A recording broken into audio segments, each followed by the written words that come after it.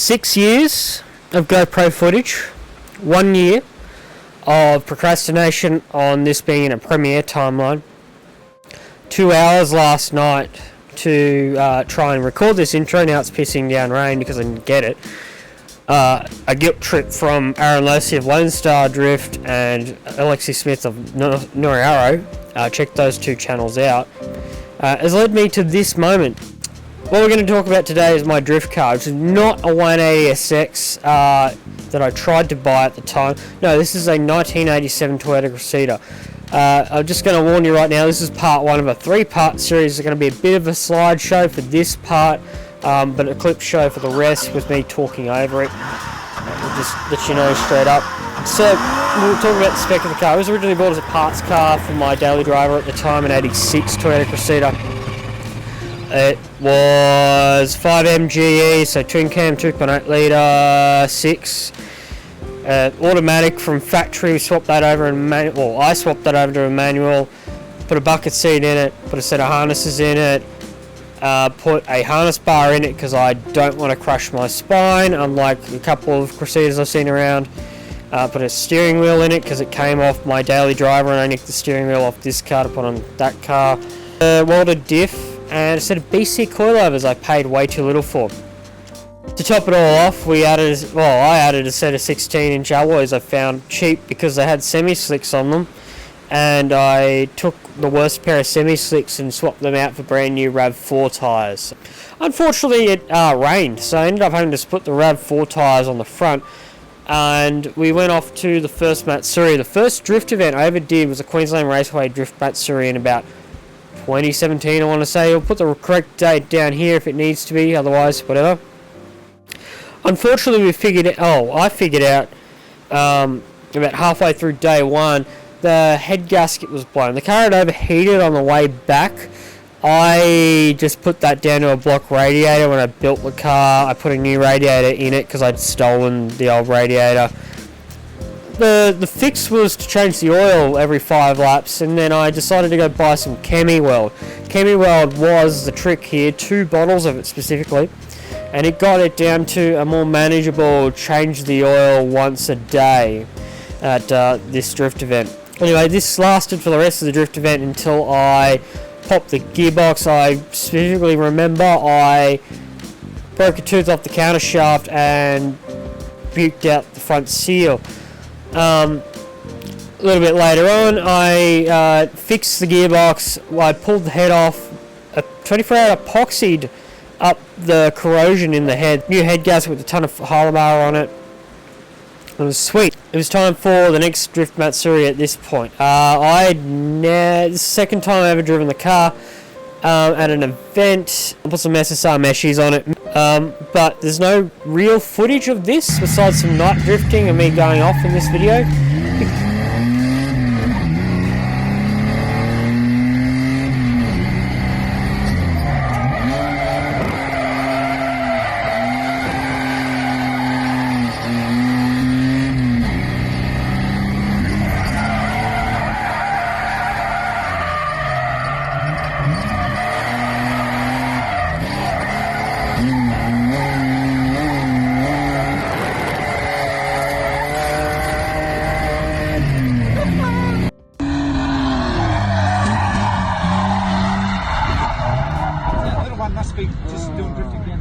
There was a raffle there for all the drivers' entries, if I remember correctly, done by Dory Junkie, who decided that they were going to bring over an XD1 driver, Drift Samurai. I don't remember his actual name, and I'm not going to look it up. Need to be but Drift Samurai is what he was known as. He was known for driving a Safiro on 3 wheels. They brought him over to drive a purple FD RX-7 that didn't work. And I think the general idea is he was meant to get in with somebody who knew something about what they were doing and like give them some pointers and like drive a decent car. That didn't happen. So we went out on the skid pad to start. That's where you should start, whereas I just drove around the track like an idiot. I quickly proved to him that I didn't know anything. He moved some cones. It got worse.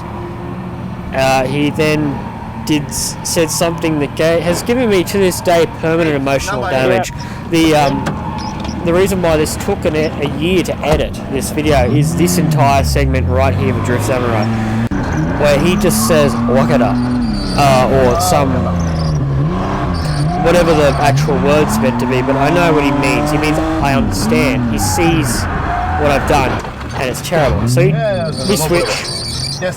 He gets in, and as you can see, he shreds it. He's trying to teach me.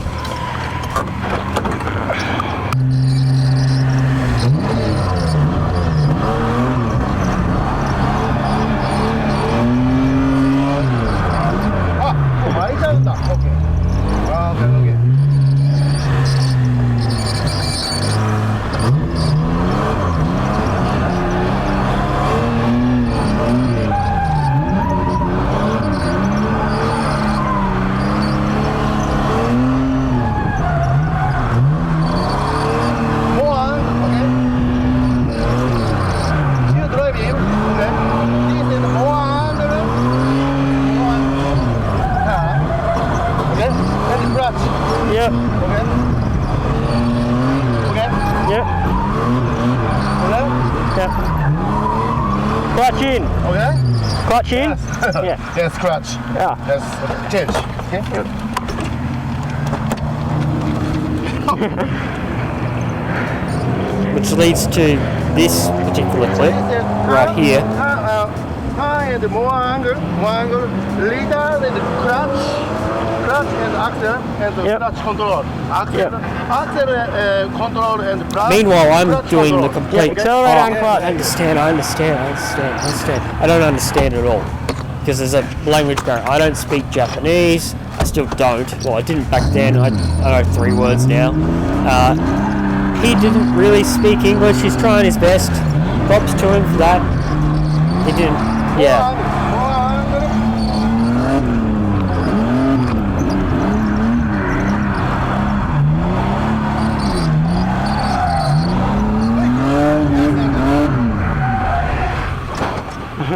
Okay.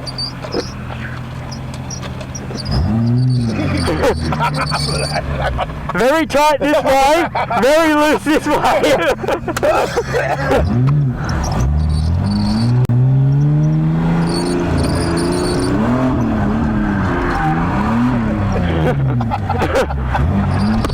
Enjoy.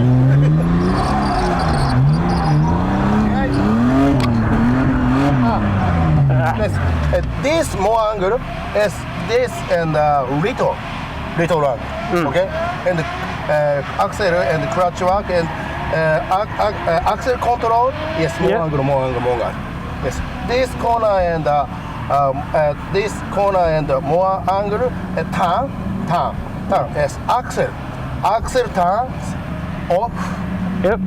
Off and clutch and clutch. Another push. Yeah. Push. Yes, push and axle and clutch. Yes, go. Yeah. Go. Okay. Eventually, enough hand signals sort of crossed. I got an idea of what he was trying to say, and it led to this loops, set of figure eights, I should say, not loops.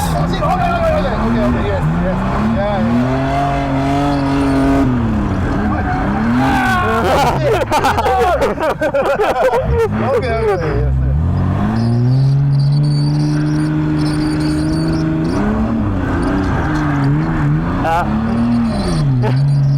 Yes.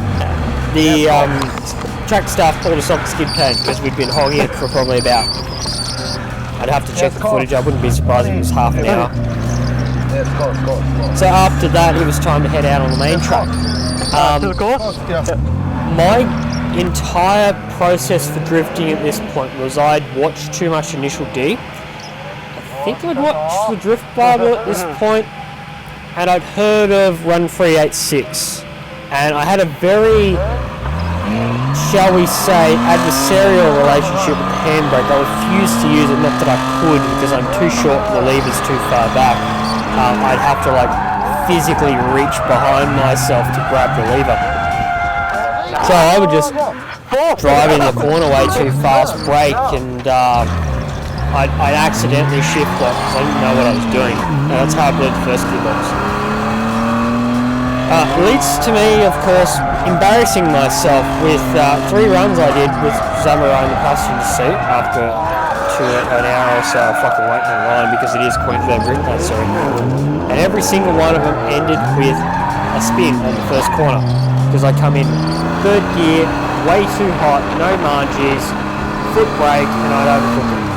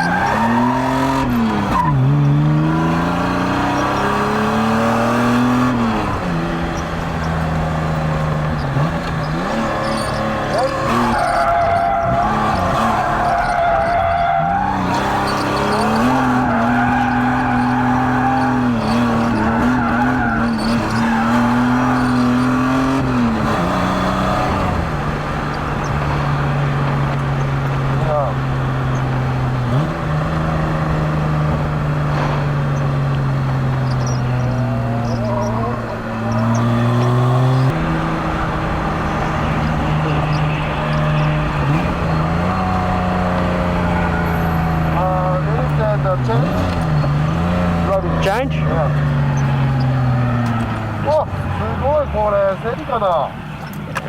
Yeah, it was a lot of just me spinning out for the 3 laps until we switched back over to Samurai driving.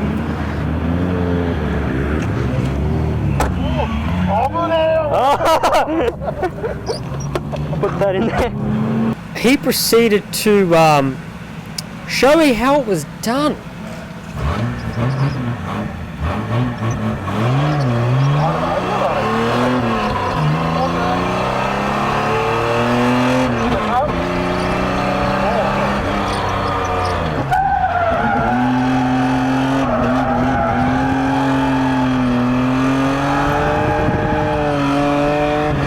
The only error being he misses this shift right here in Dipper. This thing had a cube shifter in it.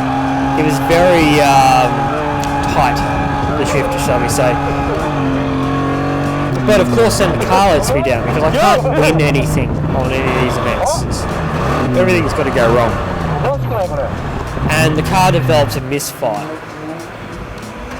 Samurai freaks out either in real life or jokingly. I don't know. I don't understand people.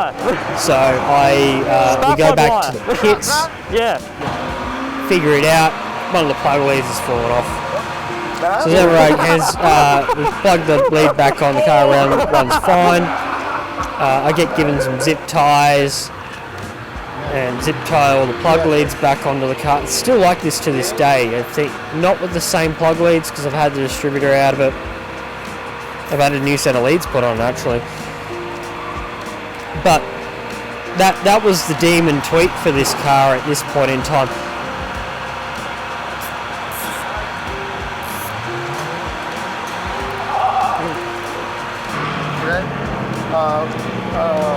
Low second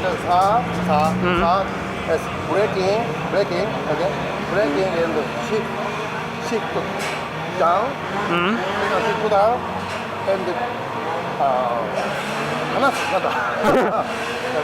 shift down as the little lock. Shift lock. Yes, shift Yeah. lock and the axle. Okay. Yeah. Yes, that's right. Yes, I then went out to drift the entire rest of the day because it was a Sunday at that point in time, very terribly. But you get no footage of this because I deleted all of my footage. I filled the car up with all my footage with Samurai. I had a constant video feed going the entire time. Maybe I'll release that. Some people have seen it. whatever. Well, stay tuned if I ever do release that. So first, Okay, so the next first one of the event was day, Jack Mats, and I was way Cressida. overconfident at this point in time. I thought the car needed nothing because I could drive around the angle issue.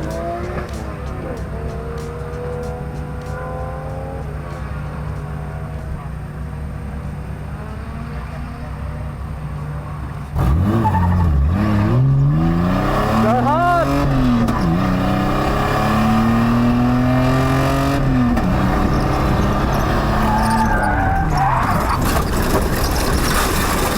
Went too hard.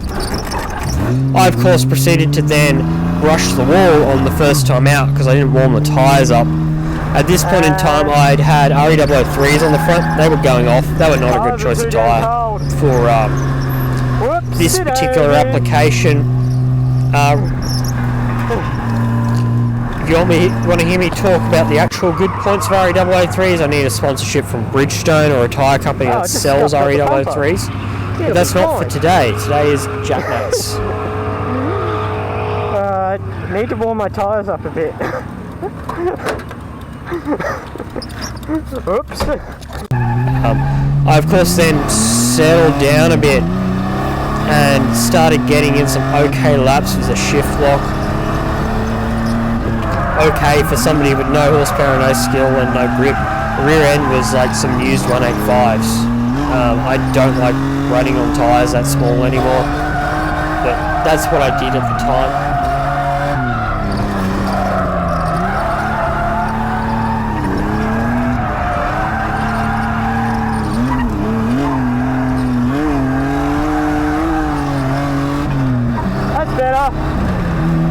Not quite. You'll see as well the camera's like sort of way too low and like leaning a lot. I have a really bad tendency to lean into the corners when I'm driving. This is all down to like my history of driving absolute shit boxes with really soft suspension. My daily drive's a Ford Falcon at this point. I used to daily drive one of these with stock suspension, and then I had the camera mounted on my chin like Noriaro. Problem is, that works for Noriaro because he's like 6'2" or something like that, 6'4" or something like that. He's tall, and he's driving proper Japanese cars which are short. So his chin is like center line on the windscreen. I'm 5'7". That doesn't work on a normal sized car. Maybe if I was driving a Mini, it would. It didn't work. It doesn't work on this Cressida. Eventually, I changed the camera to a more traditional side head mount. But unfortunately, you're gonna have to deal with the lean. I still do it.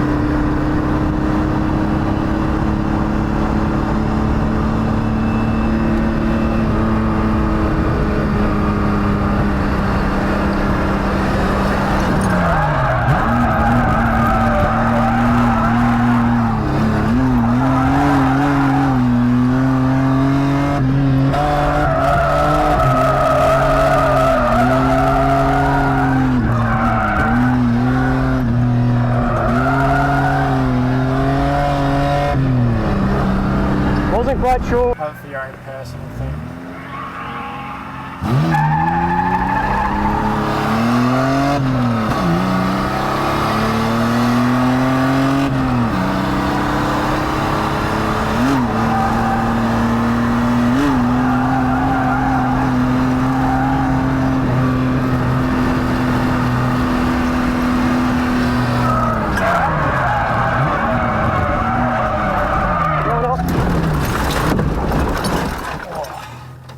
There she is. That's reverse. I'm going off. Rip my fucking front lip. Still got oil pressure. We are still going. Oh, so you've got a harness. That fucking sucked. Sorry? This seat fucking sucks for that.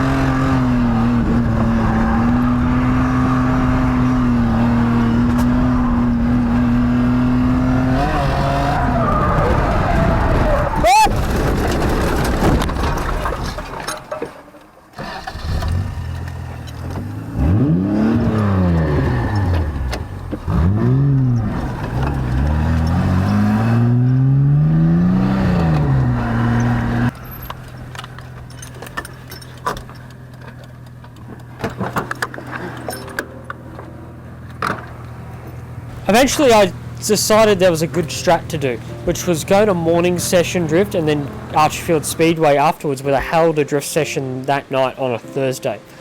Of course, my first time doing this, I way overcook it going into drifter armor on the morning session, and I crunched the rear quarter panel. But no problems. I actually also debeated a front tire. Could not find an RE003 in the size that I was running, so I bought the next closest thing. I drove down to Archerfield, proceeded to absolutely destroy the car because it was, if I remember correctly, it was raining. Everything fogged up, I couldn't see, and I unceremoniously ploughed the front end into a wall trying to do a 180 around the hairpin they had. I pulled the handbrake. This didn't go well because I still had the clutch in. The car gripped up and flung me straight into the wall. I kept drifting for the rest of the night, but I just launched a genuine SSR mesh. It was time to fix the car up for the next Matsuri. I needed to put a headlight in it, obviously. I put a light bar in the car at some point. I then tried to panel beat the front quarters out. It kind of worked. Put the bumper skin back on. That kind of worked. What else did I do? I tried to pull the rear quarter out. That didn't work too well. I welded some nuts to the rear bodywork and got a rope and a hook and tried to yank the rear quarter back. I'd actually crushed the frame rail on the car, so it was never going to work as I intended, because I just kept pulling the sheet metal off the back of the car.